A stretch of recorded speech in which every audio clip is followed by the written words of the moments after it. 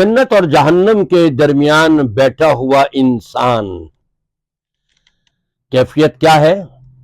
چہرہ جہنم کی طرف ہے اور وہاں کی تپش بھی آ رہی ہے، دیکھ کر کے افسردہ بھی ہو رہا ہے۔ رب تبارک و تعالی سے درخواست کرے گا، اے میرے پروردگار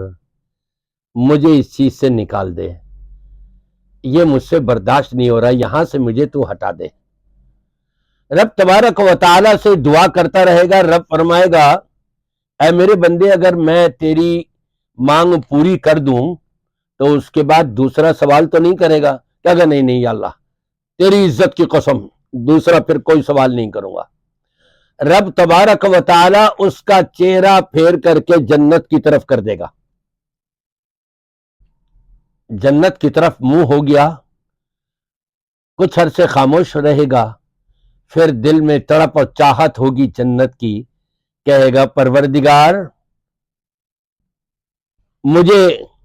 بدبخت انسانوں میں نہ کر، یا اللہ تو مجھے یہ جو درخت نظر آ رہا ہے اس کے سائے میں مجھے پہنچا دے۔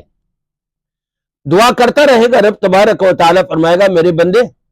تو نے تو وعدہ کیا تھا، خلاف ورزی کر رہا ہے۔ کہا یا اللہ اب آئندہ نہیں کروں گا۔ اچھا آئندہ تو کوئی اور سوال نہیں کرے گا؟ نہیں یہ نہیں، آئندہ کوئی سوال نہیں کروں گا، مجھے اس درخت کے سائے میں پہنچا دیا جائے۔ رب تبارک و تعالی عہد و پیمان لینے کے بعد اس کو درخت کے نیچے سائے میں پہنچوا دے گا، کچھ عرصہ رہے گا وہاں، اور پھر اس کے بعد تمنا کرے گا، جنت کے دروازے سے اس کی باغ و بہار نظر آ رہی ہے۔ رب تبارک و تعالی سے پھر سوال کر لے گا، یا اللہ یہ جنت عطا کر دے، جنت میں داخل کر دے مجھے۔ رب فرمائے گا میرے بندے تو نے وعدہ نہیں کیا تھا مجھ سے کہ اب میں دوبارہ نہیں مانگوں گا، پھر وعدہ خلافی کر رہا ہے۔ کہا یا اللہ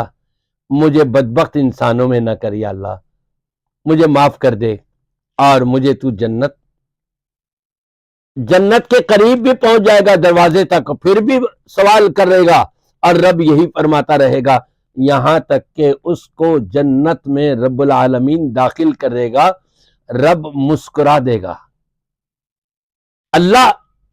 ہنس دے گا، مسکرا دے گا کہ دیکھو میرے بندے کو یہ وعدے پر وعدے کرتا رہا اور میں اس کو معاف پر معاف کرتا رہا، اور میں اپنی رحمتوں سے اس کو نوازتا رہا۔ رب تبارک و تعالی بھی ظاہری بات ہے رب کی رضا تھی یہاں پر، جو اس نے وعدہ خلافی کرتا رہا،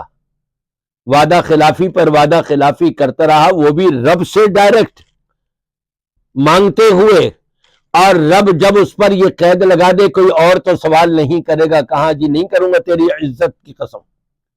لیکن پھر وہ سوال کرتا رہے گا۔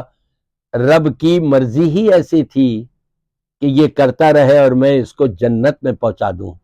میرے بھائیوں، دوستوں، بزرگوں، ماؤں اور بہنوں، سننے والوں، دیکھو رب تو اتنا بڑا رحیم ہے، کیا ہی اچھا ہو کہ جہنم میں نہ جانا پڑے، اور بغیر اس کے رب تبارک و تعالی کی رحمتوں کو، اس کی شفقتوں کو، اس کی مہربانیوں کو،